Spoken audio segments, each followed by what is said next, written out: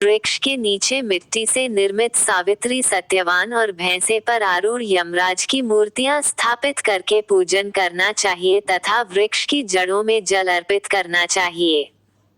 पूजा सामग्री में जल, मौली, रूली, कच्चा धागा, भिगोए हुए चने, पुष्प और धूप होनी आवश्यक है। जल से वट वृक्ष को सींचकर उसके तने के चारों ओर कच्चा धागा लपेटकर 3 परिक्रमा करनी चाहिए। इसके उपरांत सावित्री सत्यवान की पवित्र कथा श्रवण करनी चाहिए। तत्पश्चात भीगे चनों का बायना निकालकर उस पर सामर्थ्यानुसार धन रखकर अपनी सास को समर्पित करना चाहिए और उनके चरण स्पर्श करने चाहिए।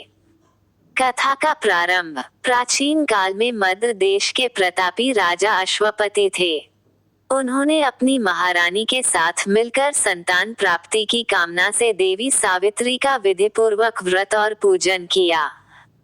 उनकी तपस्या से प्रसन्न होकर देवी ने उन्हें कन्या प्राप्ति का वरदान दिया। समय आने पर सर्वगुण संपन्न देवी सावित्री ने ही कन्या रूप में महाराज अश्वपति के घर जन्म लिया। राजकुमारी के युवावस्था में प्रवेश करने पर महाराज अश्वपति ने अपने विश्वस्त मंत्री के साथ सावित्री को स्वयं अपने योग्य वर का चयन करने के लिए भेज दिया। सावित्री ने अपने मन के अनुकूल वर का चयन कर जब महल लौटी तो उसी दिन देवर्षि नारद जी का आगमन हुआ। नारद मुनि के पूछने पर सावित्री ने निवेदन किया, हे देवर्षि, महाराज द्युमत्सेन के सुपुत्र सत्यवान के गुणों और कीर्ति को सुनकर मैंने उन्हें अपने जीवन साथी के रूप में चुना है। देवर्षि नारद ने सावित्री और सत्यवान के ग्रहों की गणना की और महाराज अश्वपति को बधाई देते हुए सत्यवान के अनेक गुणों की अत्यधिक प्रशंसा की।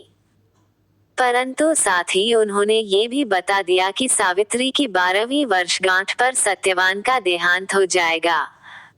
नारद जी के वचन सुनकर राजा अश्वपति का मुखमंडल उदास हो गया। उन्होंने सावित्री को किसी अन्य राजकुमार को अपना वर चुनने की सलाह दी, परंतु सावित्री ने दृढ़ता से उत्तर दिया, पिताश्री, मैं कुलीन कन्या होने के नाते जब एक बार सत्यवान का वरण कर चुकी हूँ, तो चाहे उनका जीवन अल्प हो या दीर्घ, मैं किसी अन्य को अपने हृदय में स्थान नहीं दे सकती। सावित्री ने नारद मुनि से सत्यवान की मृत्यु का सटीक समय जान लिया। शीघ्र ही दोनों का विवाह संपन्न हो गया। विवाह के पश्चात सावित्री अपने ससुर के परिवार के साथ वन में निवास करने लगी। नारद मुनि द्वारा बताई गई तिथि से 3 दिवस पूर्व से ही सावित्री ने व्रत प्रारंभ कर दिया।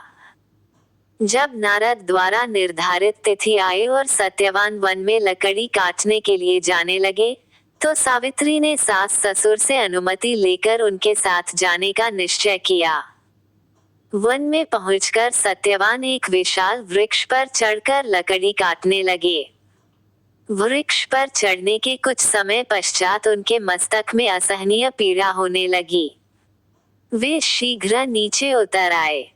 सावित्री ने उन्हें वट वृक्ष की छाया में लिटाकर उनका शीश अपनी गोद में रख लिया। शीघ्र ही यमराज प्रकट हुए और ब्रह्मा की लिखी विधि के अनुसार सत्यवान के प्राणों को अपने साथ ले चले। कुछ वर्णनों में ये भी उल्लेख है कि वट वृक्ष के नीचे विश्राम करते सत्यवान को एक सर्प ने डस लिया था। सावित्री ने सत्यवान को वट वृक्ष के नीचे लिटाया और यमराज के पीछे पीछे चल दी। पीछे आती सावित्री को देखकर यमराज ने उसे वापस लौट जाने का आदेश दिया। इस पर सावित्री ने कहा, महाराज, जहाँ पति का निवास वहीं पत्नी का भी स्थान, यही धर्म है, यही मर्यादा है। सावित्री की धर्मपरायणता से प्रसन्न होकर यमराज बोले, पति के प्राणों को छोड़कर और कुछ भी मांग लो। सावित्री ने विनम्रता पूर्वक यमराज से अपने सास ससुर की नेत्र ज्योति और दीर्घायु का वरदान मांगा। यमराज ने तथास्तु कहकर आगे प्रस्थान किया। सावित्री निरंतर यमराज का अनुसरण करती रही। पुनः यमराज ने पीछे आती सावित्री से लौट जाने को कहा तो सावित्री बोली, पति के बिना नारी के अस्तित्व की कोई सार्थकता नहीं है। यमराज सावित्री के पतिव्रता धर्म से प्रभावित होकर पुनः वरदान मांगने के लिए बोले। इस अवसर पर सावित्री ने अपने ससुर का खोया हुआ राज्य वापस दिलाने की याचना की। तथास्तु कहकर यमराज पुनः आगे बढ़े, परंतु सावित्री अब भी यमराज के पीछे चलती रही। इस बार सावित्री ने यमराज से 100 पुत्रों की माता बनने का वरदान मांगा। तथास्तु कहकर जब यमराज आगे बढ़ने लगे तो सावित्री ने कहा, आपने मुझे 100 पुत्रों का वरदान प्रदान किया है, परंतु पति के बिना मैं माता कैसे बन सकती हूँ? कृपया अपना ये तीसरा वरदान पूर्ण कीजिए। सावित्री की धर्मनिष्ठा, ज्ञान, विवेक और पतिव्रता धर्म को देखकर यमराज ने सत्यवान के प्राणों को अपने वश से मुक्त कर दिया। सावित्री सत्यवान के प्राणों को लेकर शीघ्र वट वृक्ष के नीचे पहुंची जहां सत्यवान का निर्जीव शरीर पड़ा था। सावित्री ने वट वृक्ष की परिक्रमा की तो सत्यवान पुनः जीवित हो उठे। प्रसन्नचित सावित्री जब अपने सास ससुर के पास पहुंची तो उन्हें नेत्रों की ज्योति प्राप्त हो गई। कुछ समय पश्चात उन्हें उनका खोया हुआ राज्य भी वापस मिल गया। आगे चलकर सावित्री 100 पुत्रों की माता बनी।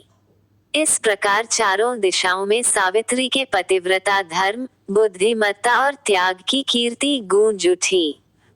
व्रत का महत्व।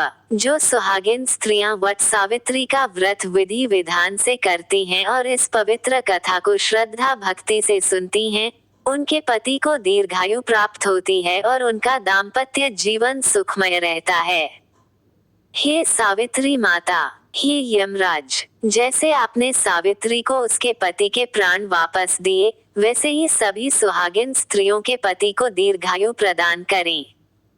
जय सावित्री माता की।